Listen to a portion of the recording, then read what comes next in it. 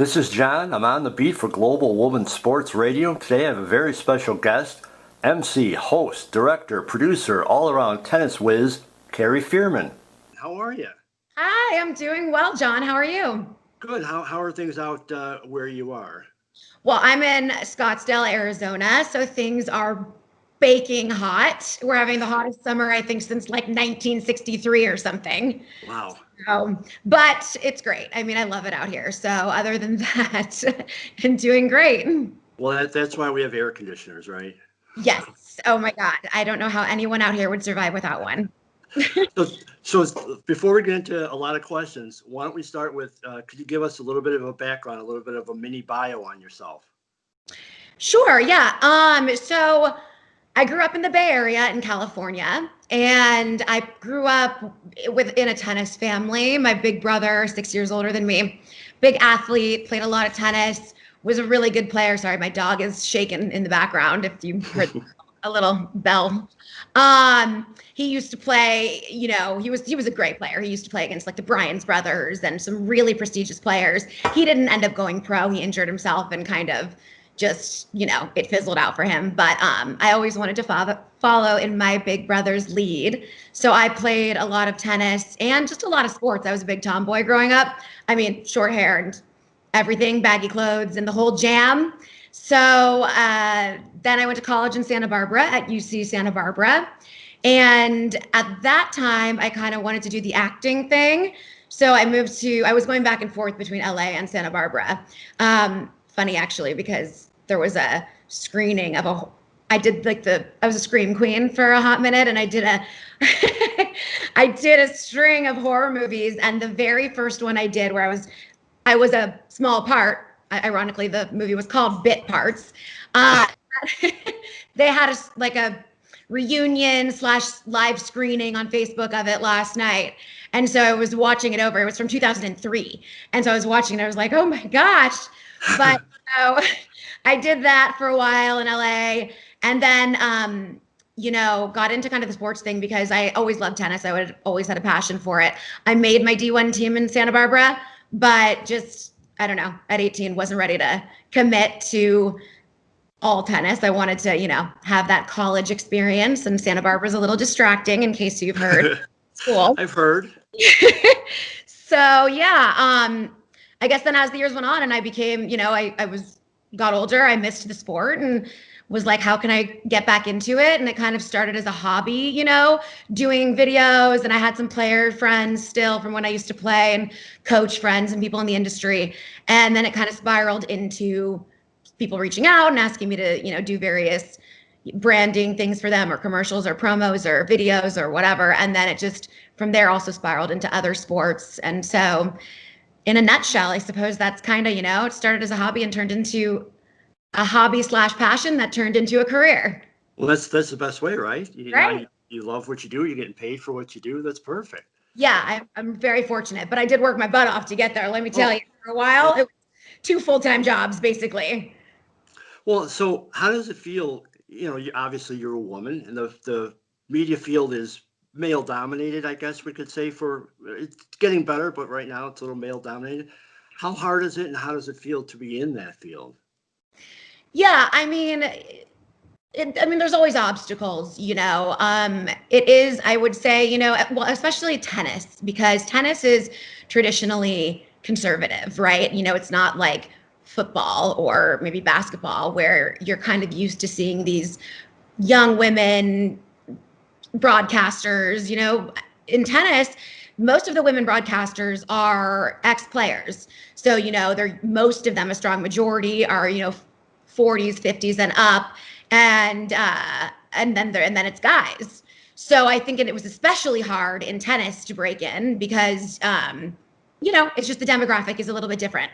And so there are hurdles definitely, as far as like having to prove yourself maybe a little bit extra, but I actually felt that I had to prove myself in this extra maybe to both sexes, because I was kind of a younger one coming in, but I can talk tennis like the best of them, but I've also maybe got a little bit more of a unfiltered personality than a traditional tennis broadcaster. So but I wanted to remain authentic also to who I am.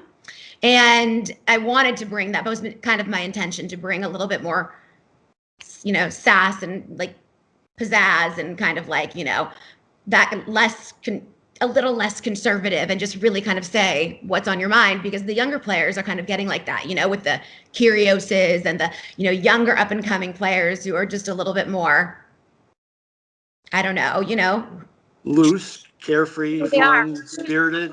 Not as closed-lipped, just kind of like saying, being who they are, and remaining authentic. And that's kind of what I wanted to do on the broadcast side. And so, yeah, I mean, in a male, it's tough. It was definitely, there were plenty of hurdles. But you know what? The accomplishments that feel the best are the ones that aren't easy. So. Sure. Well, you just mentioned that, tennis is more of a button down. Yeah. Or at least was. It's getting a little bit more loose, as you said. So when you started getting into it, did you give any thought to? You said you wanted to be authentic. Did you give any thought to changing your style to fit in better, or was it always just, I'm going to be me and we're going to take this? Yeah. Okay. Actually, I'm glad that you said that, because that relates to the previous question as well. So I definitely felt that a lot, kind of judgment, I guess, just from both men and some women, sometimes, just because I'm a new kind of like, they're not sure what to do with me, kind of, because I might be a different demographic, and I am louder and more animated, and I ask questions that are different from maybe the average question that's constantly getting asked. And I also am coming in with kind of relationships from when I played tennis, and from when I knew a lot of the players and stuff, and so a lot of them would get a little bit more relaxed with me, which was great. But I did. So I this is one thing in particular that I think about a lot. And I used to have long black hair. I don't know if you've seen some of my videos, and I have. Right. I loved that long black hair. Don't get me wrong. I love my hair now. But the inspiration really for the change was, people kept comparing me to like a Kardashian. And while I think that they are stunning, beautiful women, and in everyday life, it is a huge compliment, that's not how it was meant in this instance. And so I did feel like I had to change my look, and I was always kind of extra conscious of the way that I would dress and that kind of a thing, which I found a little bit disheartening, especially when it came from women, but, just in general, because let's think about men in any industry. When are they, oh, you got to change your hair is a little bit too shaggy, or I don't know, maybe sometimes, but it's more of a, thing for women. And I just, yeah, definitely felt that sometimes, and would change it up consciously. I would love to say that a lot of the time I tried to be like, no, this is me, and, bullheaded about it. But I had to sometimes feel like a little bit, but for the most part, I stayed authentic to my personality and who I am. Yeah. Now, you mentioned something that really was interesting. I mean, you mentioned a lot that was interesting, but you made one point. You do ask questions that are not the normal questions that a reporter asks.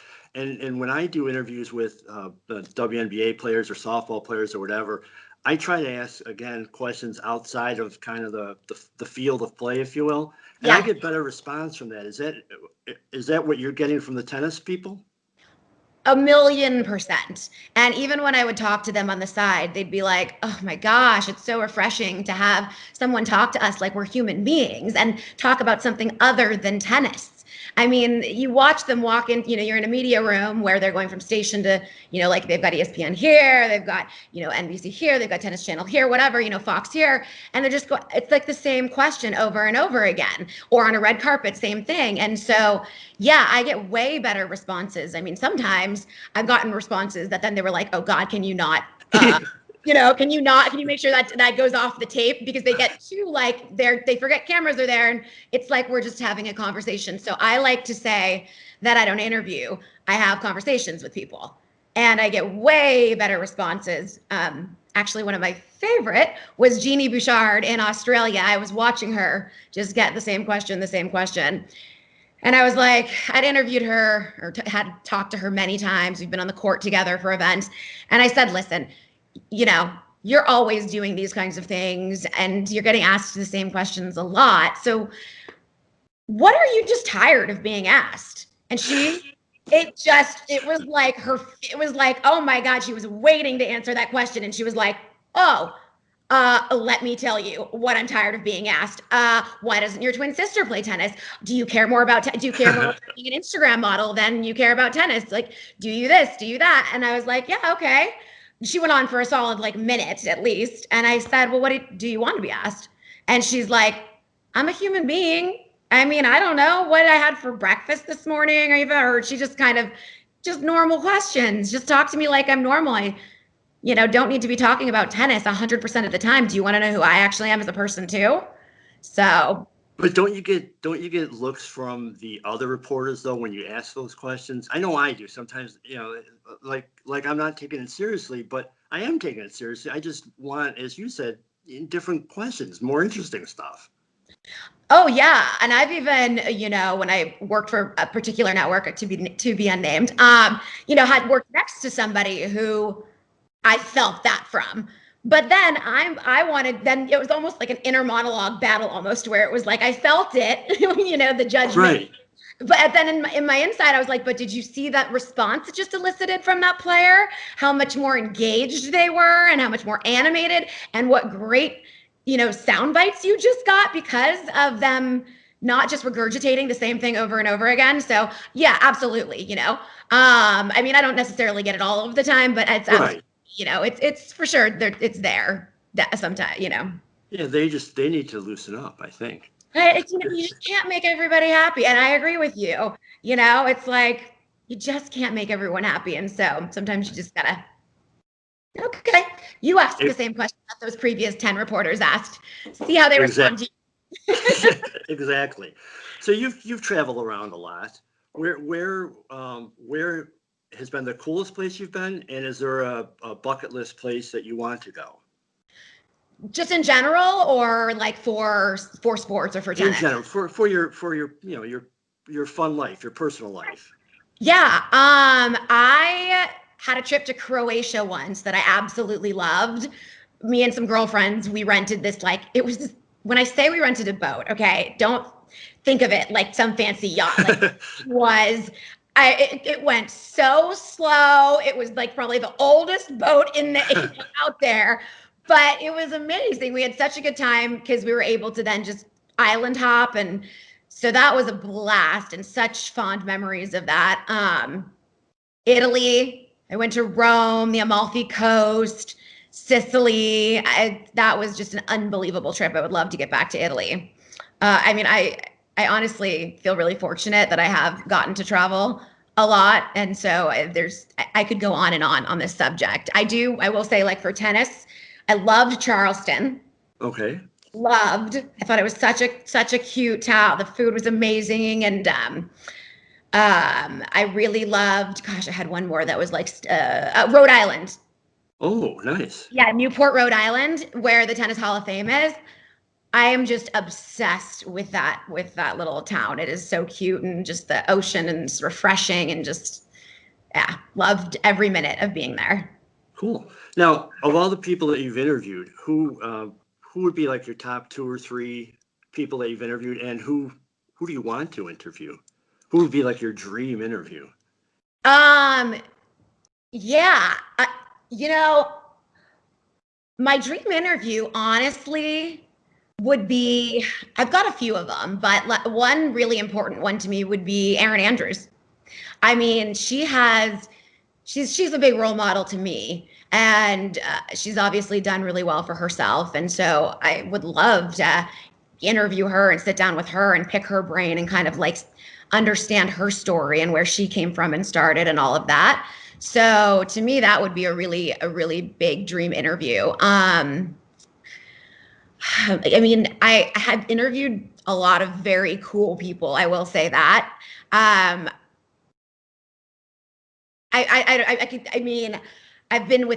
Serena, Nadal. Those were awesome. I really loved. Reggie Bush is great. I'm trying to think of some like that. Billie Jean King. I worked with her with World Team Tennis. That also is kind of that was a bucket list one for sure as well, because she's obviously just such a, icon when it comes to not only tennis, but women's rights and everything. And, Yeah, she covers it all. I mean, she hits all fields with that. Yeah. 100%. Yeah. So that was just really cool getting to work with her with World Team Tennis. And I would love to interview Andre Agassi. That would be really cool. I grew up watching him with his long hair and his cool, like, out there style and especially in his day was his Right. style, like, whoa. So, or Steffi Graf, Monica Seles, because, when I was young, it was the whole, I don't know if you know, but there was this whole incident where she was playing a tennis match and a person from the crowd came out and just Yes. stabbed her. And I mean, that kind of a situation and overcoming it and still coming back and playing. So I would love to meet her and sit down with her. God, I was like brainstorming earlier because there are just so many people that I would, love to sit down and that I've been fortunate enough to be around and, have conversations with and talk to and stuff. So. Well, you had a fun experience with, oh, now I just lost his name, Nadal. I've had a couple of Nadal I love. So I'm working with the Palladium Hotel Group, and we're putting together this is the funniest, interesting timing, but we've been in the process for a while now of putting together Rafa Nadal tennis camps, because he just opened a second facility in Costa Mujeres, Cancun. And so I was there for the grand opening, and that's probably the fun event that you saw where I won a point against him. Yes. Yeah. Yes. How cool is that? Oh yeah, I mean, I will never live that. That will be my, that'll be my moment of fame forever. My favorite, one of my favorite. He was great though. He is such a nice guy, so kind, and to everybody too that he meets. Fans, media, everybody. But yeah, we're putting together camps out there, and so I've done several events with him, and when this last, actually in March, so I went from Indian Wells after it had been canceled. I was there, so then we took off and we went to Costa Mujeres because we were gonna do some stuff with the group and kind of plan further for the tennis camps, and we were getting ready to launch them, and then everything happened with COVID and the borders closed probably a week after I got back from Mexico. And so obviously that's been put on hold, but we're going to get back to it when this world is getting back to normal. We're going to get back to those. So yeah, I have fortunately been able to work with Rafa a few times, and it's been awesome. Well, it looks like you've had a lot of fun with him too. That was the cool part watching it, because you see a lot of reporters and they're kind of just doing their job, and obviously you're doing your job, but man, you look like you're just having a blast, and that makes it more fun for the viewer. Thank you. I appreciate that. No, yeah, absolutely. He's great, playing along well too, because what you didn't see was that I actually completely shanked probably 4 balls before that, obviously, and there was, other media trying to get in there, and other people that I'd paid to be there to do this and for this event. And, they were like, okay, come on. And he was like, oh, one more. He was so great to let me finally get that 1 point in, where I actually, because I was nervous. I'm a player, but I couldn't get my act together if my life depended on it.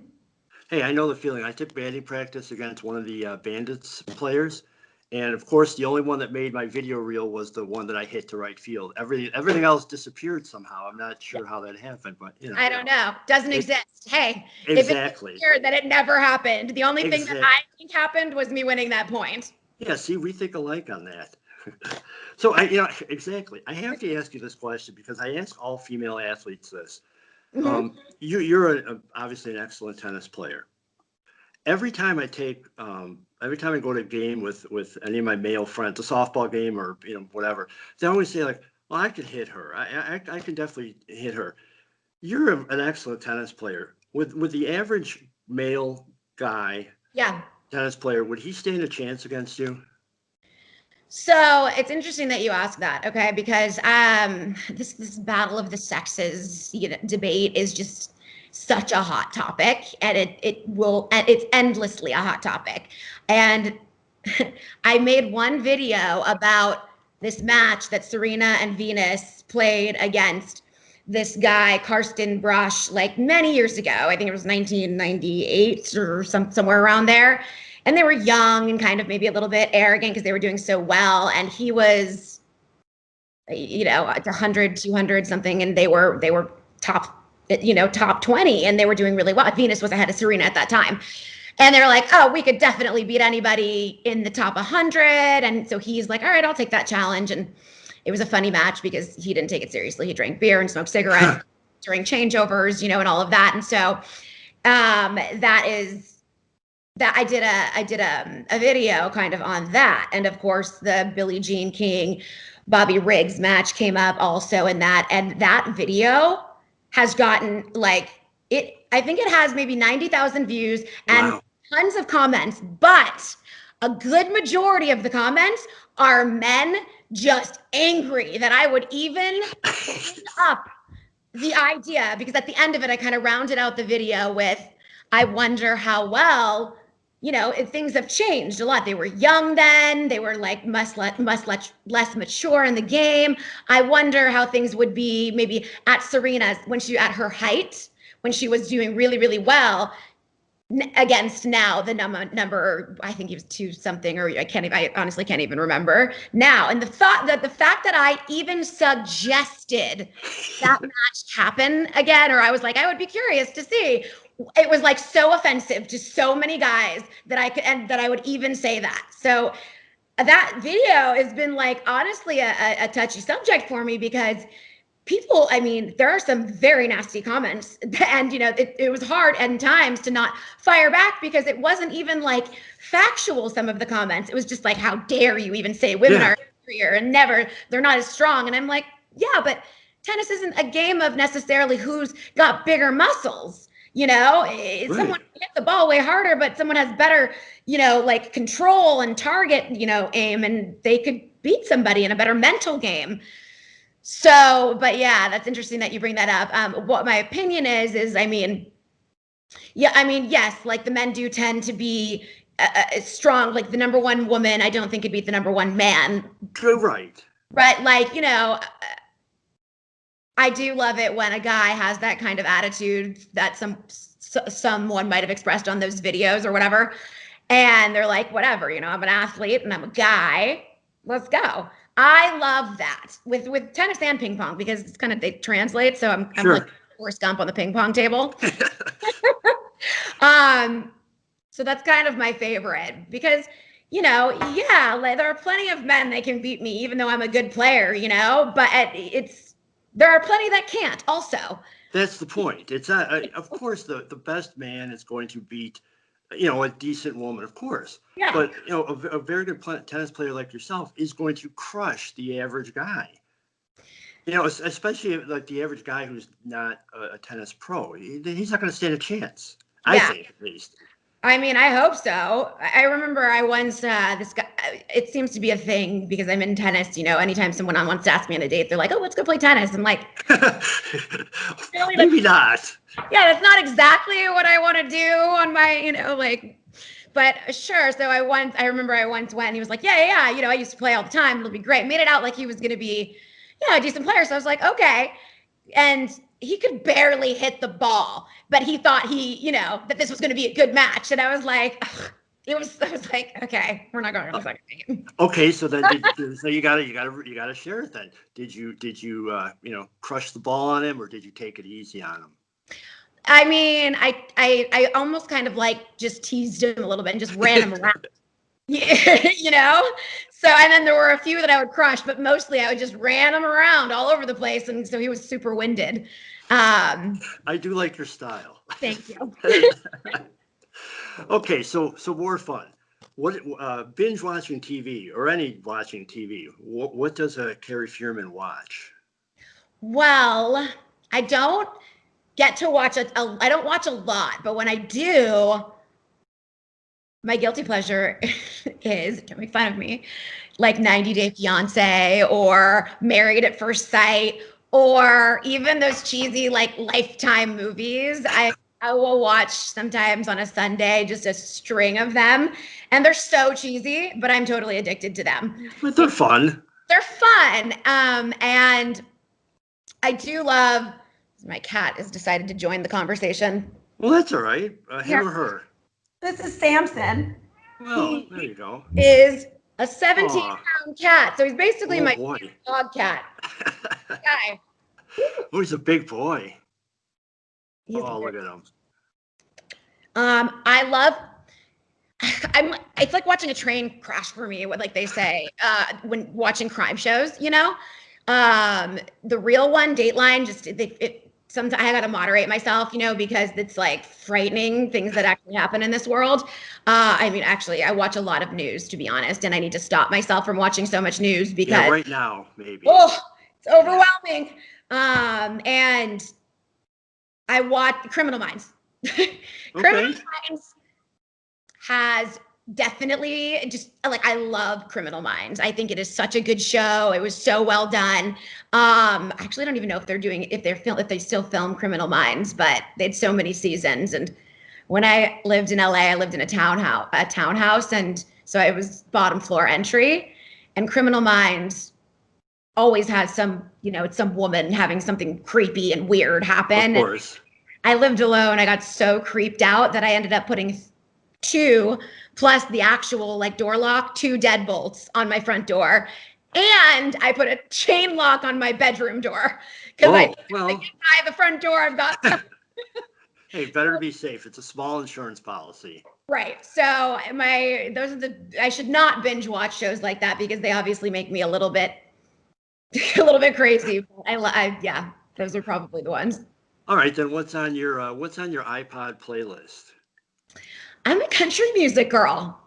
I love Okay. country music. I like pop. I like the country pop blends that they're doing these days. I love the country. They've been doing, you know, even country rap artist blends or country, you know, rock artist blends. I love that kind of stuff.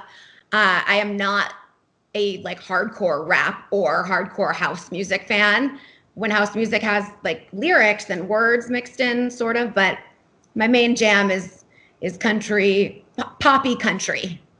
Okay. Yeah. I could probably talk to you like all night because it's a lot of fun, but I can't hold you all night. So, but You don't want to before talk for another few hours? Come yeah, on. hey, I would, man. I'm sitting here self quarantine. I got nothing to do, you know. Anyway, so what projects do you have upcoming? Anything that you want to talk about? Yeah, well, I have a racket bag. I don't know if you knew that. So produce a I've racket seen.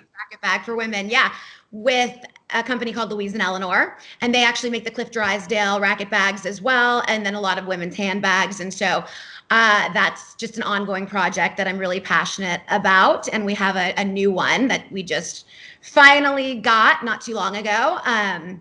So that is definitely an ongoing project, and something that's been different for me in regards to what's been going on. You know, after March, you know, I went to Cancun, and then once I was back, my travel for the rest of the year, I normally travel tons and I'm always traveling to the point that I had actually said to myself, I'd really like to stay still a little bit more. I'm kind of at that point in my life.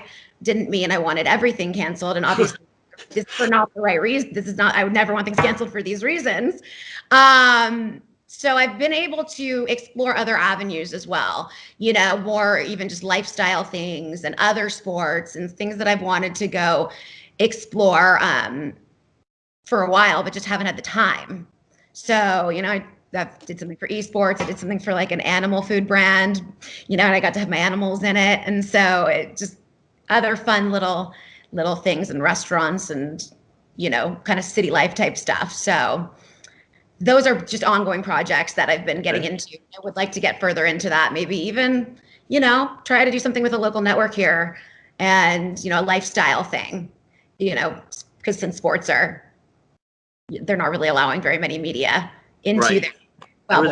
Everything is Zoom right now. Yeah, and even when they're practicing, you know, or playing their games, it's very limited as to who's allowed in there beyond the teams and the coaches. Right. So, Exactly. I yeah, know that. I know that battle. I'm doing it right now. right. So, Well, before I let you go, where could people find out more information about you? Where could they find you online? yeah. So either you can go to my website, which is www.talktenniswithkerry.com, and that's Kerry.